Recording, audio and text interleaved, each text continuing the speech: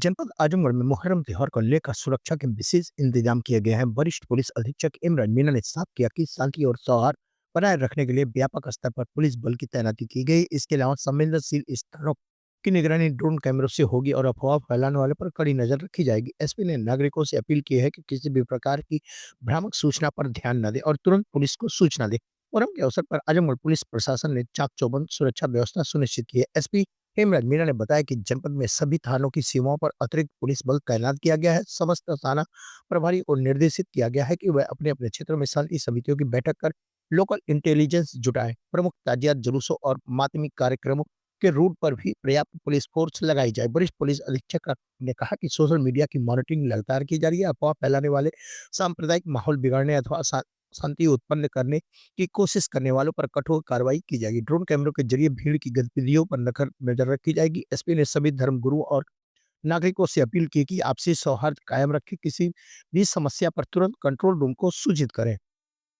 SP Hemraj Meena ने कहा कि जनपद में मुहर्रम का त्योहार शांतिपूर्वक वातावरण में संपन्न कराने की पूरी तैयारी की गई है। संवेदनशील स्थलों की पहचान कर पर्याप्त पुलिस बल की तैनाती सुनिश्चित की गई है। ड्रोन कैमरों से निगरानी की जाएगी। अफवाह फैलाने वालों के खिलाफ सख्त कार्रवाई की जाएगी। सभी से अपील है कि सौहार्द बनाए रखें और सहयोग करें। सर, आज से मुहर्रम का तैयारी चल रहा है। आप द्वारा क्या पुलिस की सुरक्षा व्यवस्था की गई है और ताजिएदारों को क्या दिशा निर्देश दिए गए?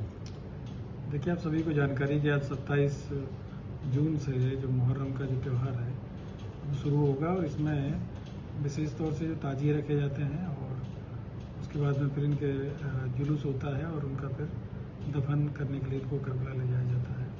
तो यहाँ पे सभी थानों में पीस कमेटी की जो बैठक है हो गई है। इसके अलावा जो सेंट्रल पीस कमेटी की बैठक मेरे द्वारा और जिलाधिकारी महोदय के द्वारा की जानी है वो भी हम लोगों ने कर लिया है और सभी संबंधित अधिकारियों को, थाना प्रभारी, क्षेत्राधिकारी और सभी मजिस्ट्रेट्स को भी जो भी आवश्यक कार्रवाई है उसके निर्देश दे दिए गए हैं।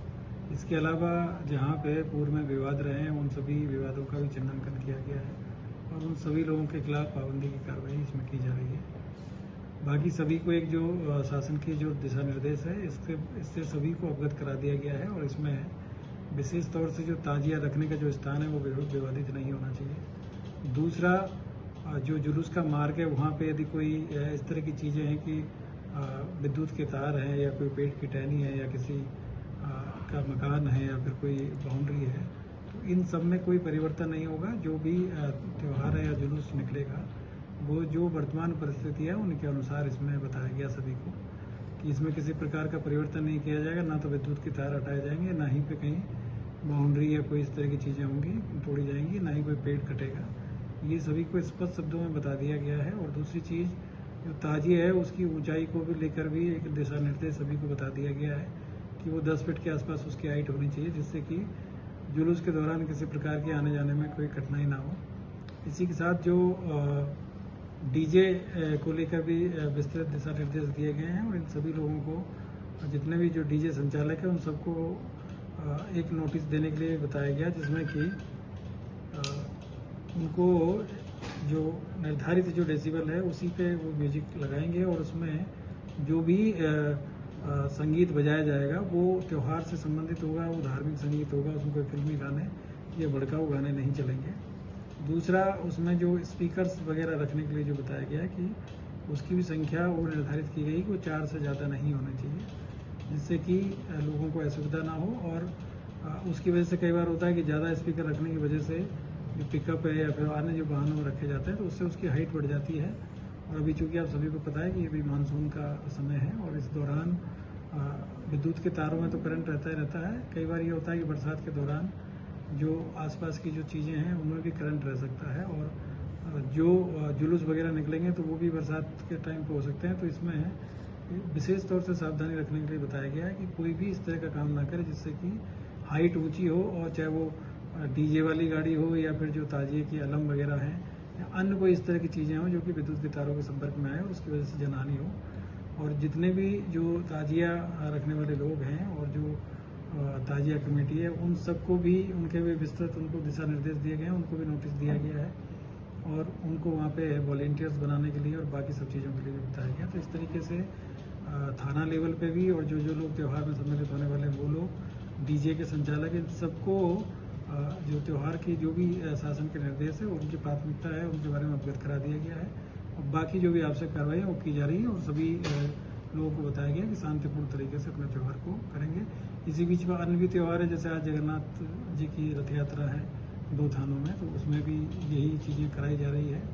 और बाकी आने वाले टाइम में कावड़ की भी यात्रा की भी यहाँ पे लोग जाते हैं, और अन्य जो राज्यों में भी यहाँ से लोग जत्थे लेके जाते हैं, तो उन सबको भी यही दिशा निर्देश दिए गए हैं। और आगामी त्योहारों में इन सब चीज़ों को हम लोग शांतिपूर्ण तरीके से सर कुछ जगह संवेदनशील है, उसको कैसे? देखिए, संवेदनशील जहाँ पे है, मैंने पहले ही बताया आपको कि जो पूर्व में जो विवाद रहे हैं, तो उनमें उन लोगों को पाबंद करने की कार्रवाई की जाएगी। और इस तरह के जो व्यक्ति हैं जो कि त्योहारों का फ़ायदा उठाकर और अनावश्यक रूप से जो जिले की जो कानून व्यवस्था है उनको प्रभावित करने के जो भी जो मानसिकता के लोग हैं, उन सबको चिन्हित किया गया है, और उनके खिलाफ में पाबंदी की कार्रवाई की जाएगी। और ज़रूरत पड़ने पर यदि उनको जेल भी भेजा जाएगा, अगर उनके द्वारा इस तरह की जो चीज़ें हैं उसको बढ़ावा दिया जाएगा, चाहे वो सांप्रदायिक जो उन्माद है वो बढ़ाने की बात हो, या कास्ट को लेकर किसी प्रकार का कोई आदमी अनावश्यक रूप से सोशल मीडिया पे या लोकल लोगों में गलत तरह की जो विचारधारा है उसको प्रचारित करेगा, तो उन सब लोगों के विरुद्ध सख्त से सख्त इसमें कार्रवाई की जाएगी। पूर्व में भी इस जनपद में जितने भी लोगों ने सोशल मीडिया पे एक दूसरे संप्रदाय पे, एक दूसरे व्यक्ति पर अनावश्यक रूप से धार्मिक या इस तरह की जो व्यक्तिगत टिप्पणी की है, उन सब के खिलाफ हम लोगों ने मुकदमे पंजीकृत किए हैं, उनको जेल में भेजा गया है। और ऐसे लोगों को पूर्व में पाबंद भी किया गया है। तो उन लोगों को भी चिन्हित किया गया है कि उस तरह के जो लोग हैं, यदि वो बाहर है तो कोई इस तरह की जो टिप्पणी ना करे, जिससे कि एक जातिगत द्वेष या सांप्रदायिक जो द्वेष है उसकी भावना पैदा हो। ये सभी को स्पष्ट शब्दों में बता दिया गया है, हमारी टीम को बता दिया गया है, और तमाम जो भी पीस कमेटी की मीटिंग हुई है और आपके माध्यम से भी सब लोगों को अवगत कराया गया है कि भाई कहीं पे भी कोई व्यक्ति अगर अपनी जो निजी स्वार्थ के उस चक्कर में अगर कोई कानून व्यवस्था को प्रभावित करने का प्रयास करेगा तो उसके खिलाफ सख्त कार्रवाई। Thank you.